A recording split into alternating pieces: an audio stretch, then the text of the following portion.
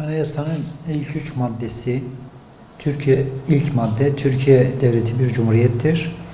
İkinci madde Türkiye Cumhuriyeti toplumun huzuru, milli dayanışma ve adalet anlayışı içinde insan haklarına saygılı, Atatürk milliyetçiliğine bağlı, başlangıçta belirtilen temel ilkelere dayanan demokratik, laik ve sosyal bir hukuk devletidir. Üçüncü madde de Türkiye Devleti ülkesi ve milletiyle bölünmez bir bütündür. Dili Türkçedir. Bayrağı şekli kanunda belirtilen beyaz ay yıldızlı bayraktır. Milli Marşı İstiklal Marşı'dır. Başkenti Ankara'dır. Ve dördüncü madde diyor ki Anayasanın birinci maddesinde devletin şeklinin cumhuriyet olduğu hakkındaki hüküm ile ikinci maddesindeki cumhuriyetin nitelikleri ve üçüncü maddesi hükümleri değiştirilemez ve değiştirilmesi teklif edilemez. Bu devletin mesela Türkiye Cumhuriyeti'nin kuruluş temeli nedir? Oraya gittiğimizde aslında bu anayasanın ilk üç maddesinin birçok kısmının temelsiz olduğu ortaya çıkacaktır. Yani nedir? Bu devlet 1920-21 yılında temelleri atıldı. Temelini sağlayan ilk anayasası da 1921 Anayasası. Onu gerçekten bu devleti kuranlar hazırladı. 1923'ten sonrasında 1927 yılında devletin resmi dini İslam'dır maddesi çıkarılıyor. 1937'de laiklik hükmü getiriliyor. Bakın devlet kuruluyor. Üzerinden kaç yıl geçiyor? Yaklaşık 7 yıl sonra bu madde kaldırılıyor. Devletin dini İslam'dır. Devlet kuruluyor. Her türlü bedeller ödeniyor. Her türlü sıkıntılar çekiliyor.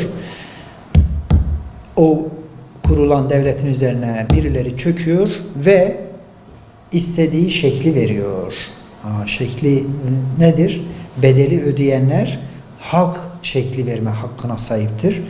Temeli o şekil atmış, o temelin o şekil devam etmesi lazım. Sonradan gelip iktidara oturanların o temeli yıkmaya hakkı yok. Bedeli ödeyenler bu hakka sahiptir.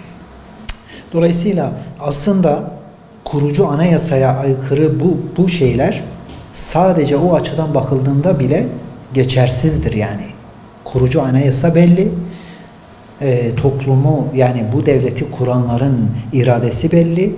O açıdan otomatikmen bu şeyler gerçekten istediğin kadar bu maddeler değiştirilemez diye hüküm koy. Kesinlikle zaten kurucu iradeye aykırı.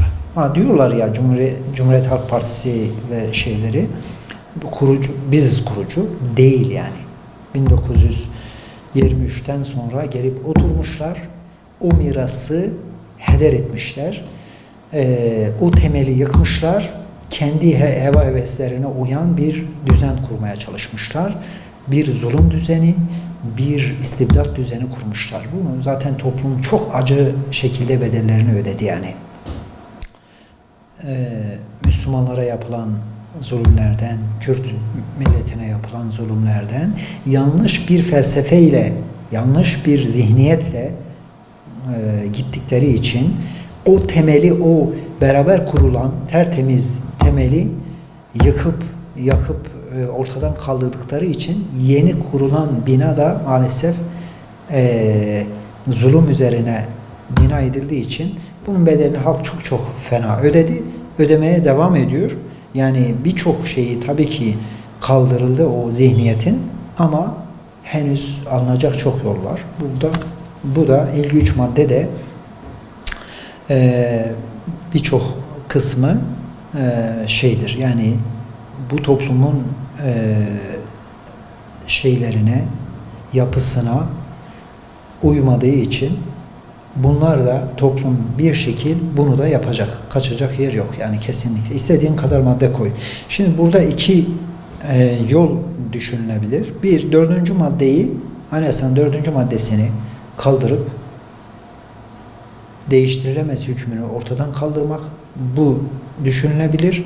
veya zaten her durumda bütün bir toplum aslında bu anayasanın bu toplumu götüremeyeceği, bu yamalı anayasanın ve yanlış zihniyete dayanan anayasanın bu toplumun iradesini yansıtmadığını herkes büyük oranda kabul ediyor. Tabii herkesin fikri farklı. Yeni bir anayasa konusunda gerçekten toplumda bir şey var, bir irade var. Bunu tabii zamanı gelince yapılması gerekiyor. Yeni bir anayasayla aslında bu sadece bu maddeyi değiştirerek bir sağlıklı bir neticeye ulaşılamaz. Anayasanın baştan düzenlenmesi, yeni bir anayasaya geçilmesi gerekiyor. Bütün bir topluma aykırı, iradesine aykırı maddelerin, düzenin kaldırılması gerekiyor. Bunun için de tabii toplumun bu müraddeye, bu derece, bu basamağa ulaşması lazım. Henüz tabii ki zaman var gibi gözüküyor.